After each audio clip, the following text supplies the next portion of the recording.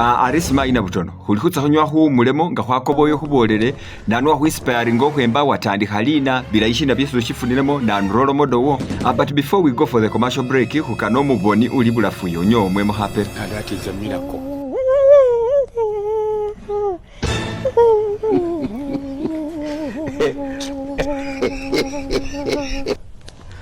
Ingana wauma busange tuhita ngana wembe tsilomo tsirure mundu uli hubone bulafu yanyumirwe.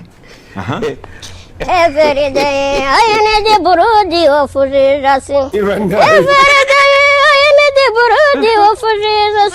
Because he is good, because he is good. Every day I need the burudi of Jesus.